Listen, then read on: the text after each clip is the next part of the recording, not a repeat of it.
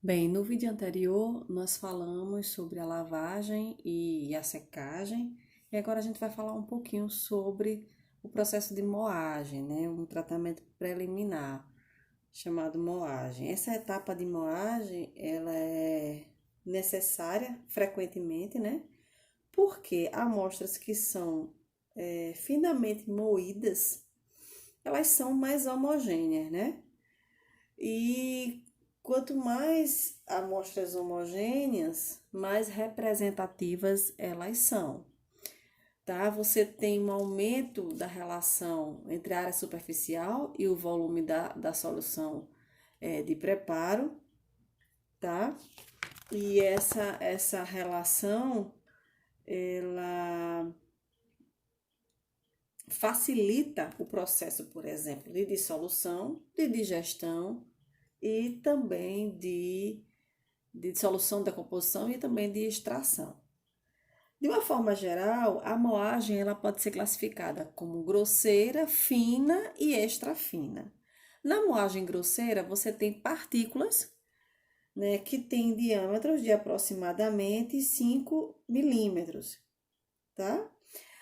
Na moagem fina, as partículas têm aproximadamente, tem na faixa de 63 micrômetros, e na moagem extra fina, as partículas são menores que 63 micrômetros ou micrômetros, tá? Nessa imagem aqui você tem um exemplo, né, de moagem grosseira, moagem fina e moagem extra fina, e acima você tem aqui o tamanho das partículas produzidas por cada um desses moinhos, tá?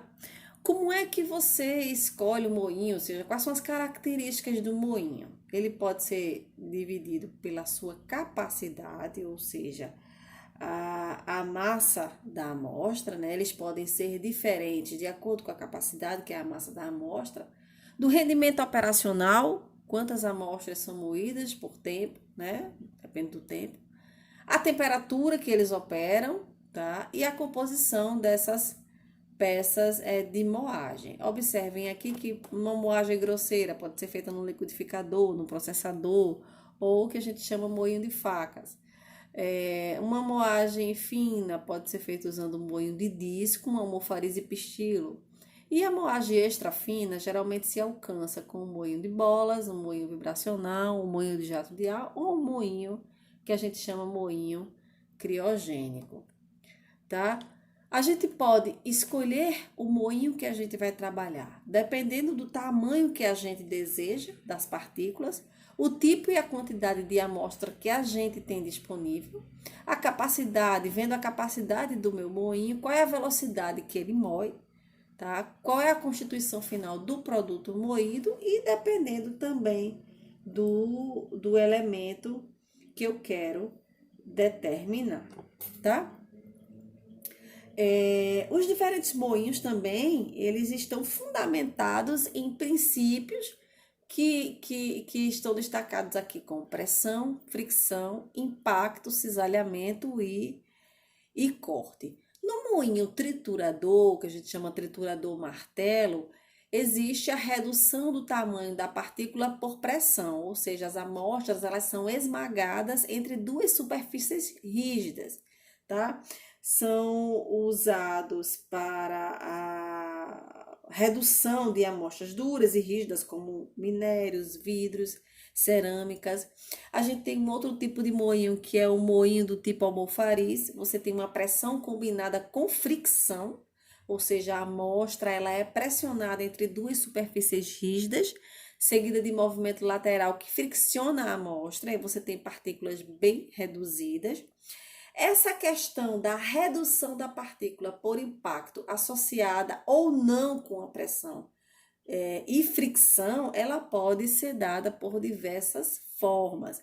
E aí a gente tem aqui três exemplos de moinhos que trabalham com essa questão da pressão junto com a fricção. O primeiro que a gente tem é o moinho que a gente chama moinho centrífugos e moinho de energia fluida. Tá? Você tem a projeção da amostra sobre uma superfície rígida ou outra partícula da amostra. No caso do moinho de discos ou pinos, você tem aqui uma imagem, são vários discos a,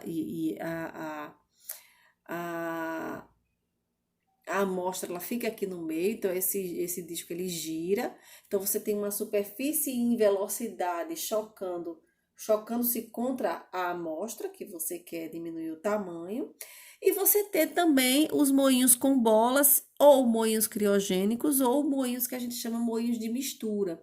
Eles usam bolas ou barra de moagem, tá? Isso aqui é um componente que existe no moinho de bolas, não é um moinho criogênico, na verdade você tem uma barra magnética aqui de aço inoxidável, você tem tampas laterais. O moinho de bolas, ele é muito utilizado por indústrias e laboratórios para moer fármacos, metais, tintas, argamassa, minérios, fertilizantes, cerâmicas e, e assim vai, certo? Quando eu tenho amostras macias, amostras elásticas ou fibrosas, em geral, essas amostras elas têm seu tamanho reduzido utilizando moinho de corte. Por exemplo, moinho de facas, que são processadores e liquidificadores, ou os moinhos de cisalhamento, que a gente chama moinhos centrífugos ou moinho com rotor de impacto. Nesse caso, nessas amostras macias, a amostra é fixa numa superfície e ela é cortada ou cisalhada por lâminas rígidas que se movem, como a gente tem no liquidificador, por exemplo, ou num processador. Esse sentido é um sentido oposto à amostra, tá?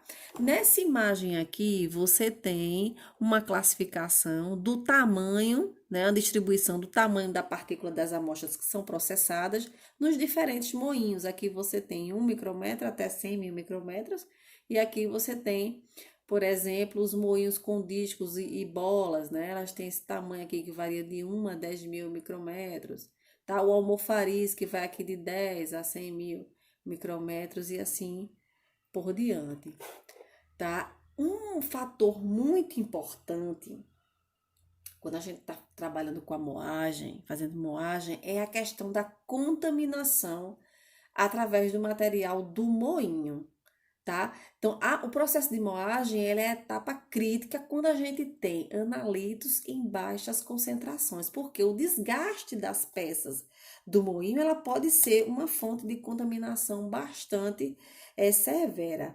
Então, para você excluir essa possibilidade dessa contaminação, que a gente chama um processo de abrasão desse material que você vai usar no moinho para moer a sua amostra, você precisa escolher um material de moinho, tá? Que tenha uma dureza ou uma resistência do material do moinho superior à dureza da sua amostra, tá? Quando eu tenho amostras heterogêneas de solo, sedimentos e rochas, eu preciso considerar o componente de maior dureza ou maior proporção. Por exemplo, quando eu tenho amostras de solo, tá? Ou sedimentos, ou rochas, por exemplo, o solo. O solo é constituído de diversas frações, só que a fração dele predominante é a areia, tá? Ou seja, você tem um óxido de silício, que tem uma dureza 7, nessa escala MOS, que a gente chama que é a escala da dureza, e você também tem um pouquinho de óxido de alumínio, que tem uma dureza 9 nessa escala.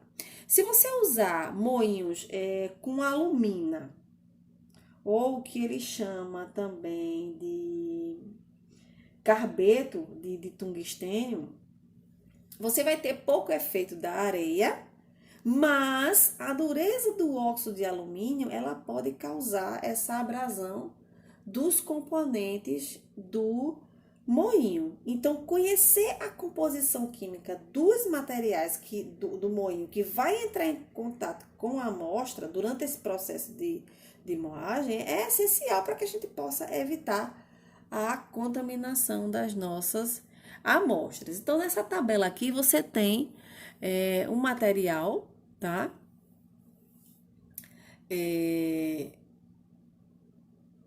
Que você vai utilizar, por exemplo, a composição elementar dos materiais que constituem os moinhos, Por exemplo, a ágata é basicamente feita de silício, né? Você tem alguns elementos minoritários, como alumínio, sódio, ferro, potássio, aço inox, é o ferro e cromo, tá? Você tem aqui alguns elementos minoritários, como níquel, manganês, enxofre e assim por diante. Então, você tem aqui uma tabela com os materiais que você pode utilizar e alguns elementos majoritários e minoritários, certo? Nessa outra tabela aqui você tem a dureza dos materiais, aqui é uma escala de Mohs, a classificação da dureza desses constituintes. Por exemplo, quando você precisa usar, moer gesso, por exemplo, o material dos moinhos pode ser de plástico, tá? A apatita, no caso da apatita, deve ser aço endurecido, aço inox, aço de manganês. Essa coluna aqui traz os materiais disponíveis para a fabricação de moinhos, tá? Aqui o quartzo, né? O óxido de zircônio, que tem a dureza 7, é o quartzo. E o material disponível para o moinho é óxido de zircônio. E assim, você tem uma ideia do que se pode ou não usar.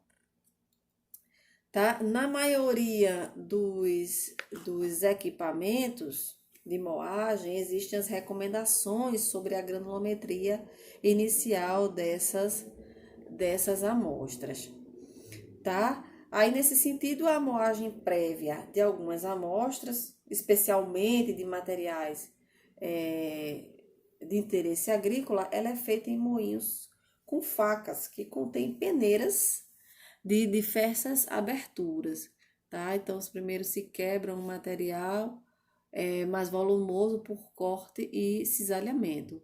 E aí, depois dessa etapa de amostragem grosseira das amostras, tá? Você pode usar um moinho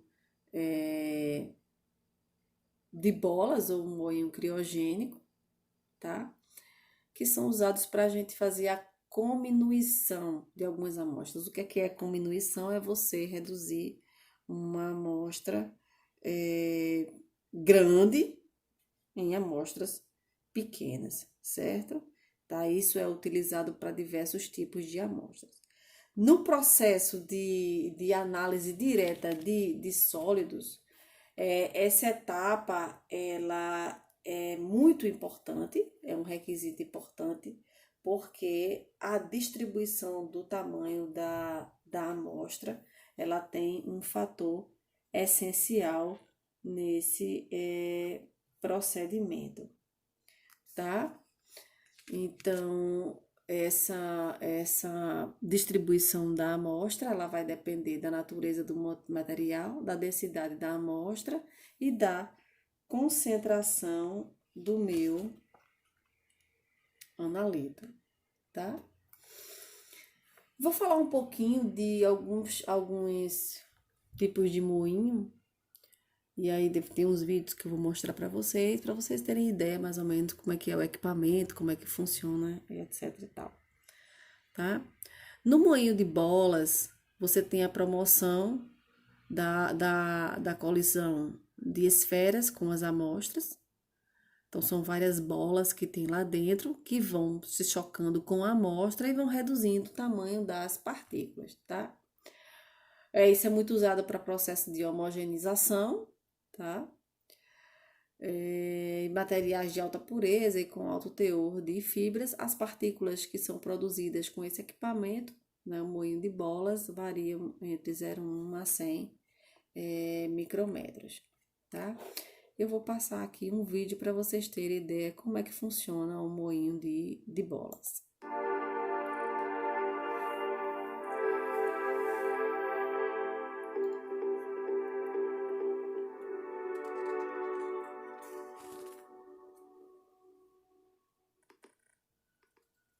Product philosophy is based on a quote by Aristotle: "The whole is greater than the sum of its parts."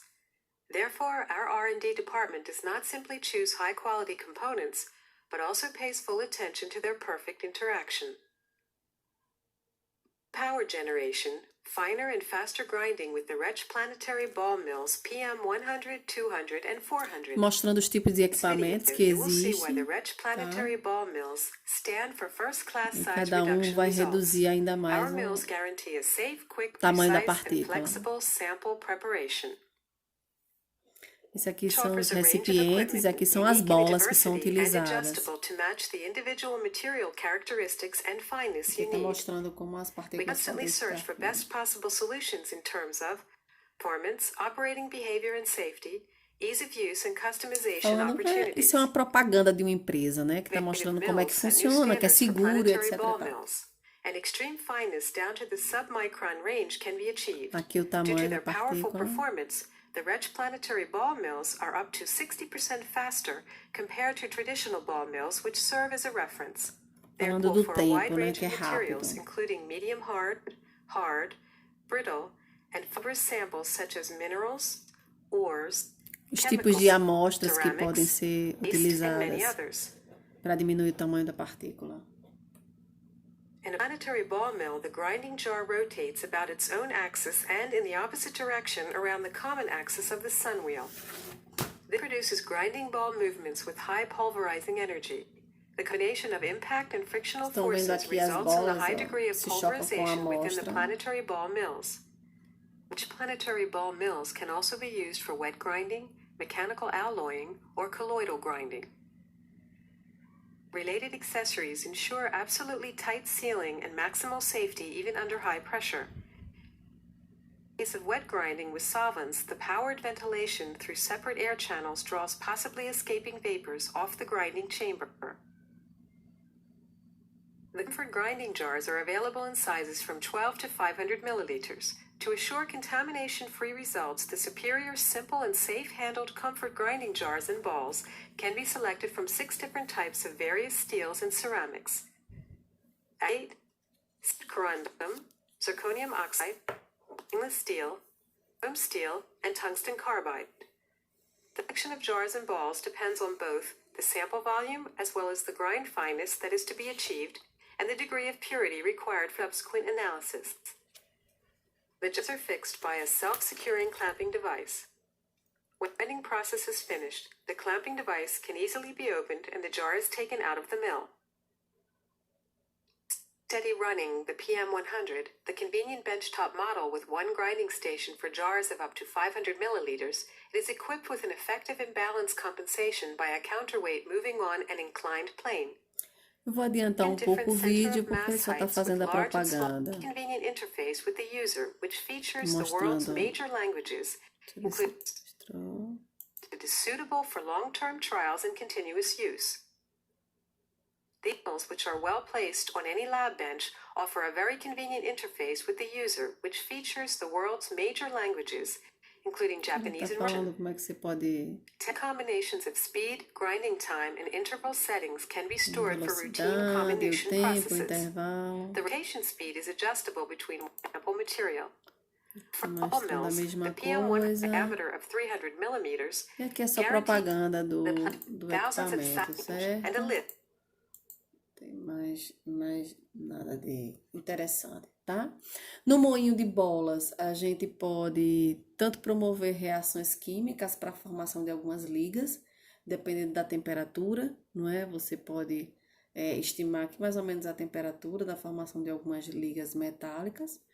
Tá? Nesse trabalho aqui, foi uma tese de doutorado de um aluno da UFSCar, de 2006, e que ele usou um modificador para argila. Então, ele queria usar o moinho de bolas para produzir uma argila modificada com metaborato de lítio. E aí, ele mediu essa temperatura, ele fez essa temperatura, ele mostra esse gráfico aqui da temperatura e a relação Masca, em que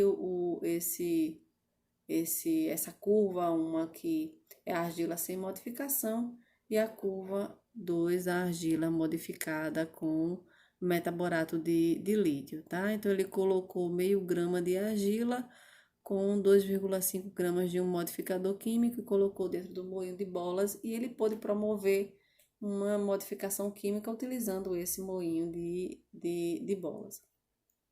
Um outro tipo de moagem também é a moagem criogênica, tá? Nesse tipo de moagem criogênica, você tem um congelamento da amostra com nitrogênio líquido, né, que é a 196 graus Celsius, né, negativo, né, ou gelo seco em acetona, tá?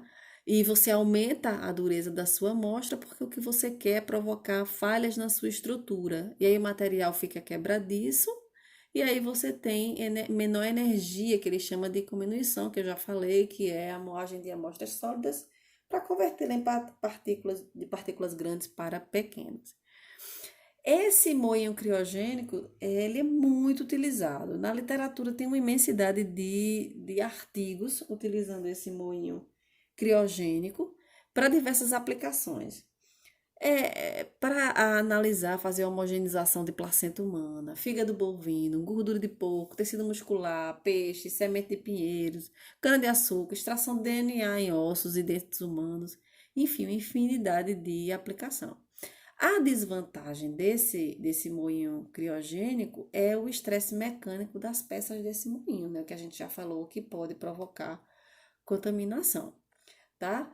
Então, esse estresse sofrido pelas peças, que a gente chama estresse mecânico, ele pode levar ao desgaste, né? Tá? E aí você pode ter o processo de contaminação que eu já falei. Então, uma alternativa é você usar moinhos que utilizam a moagem por impacto com barras magnéticas, que é um modelo que a gente tem mais moderno, tá?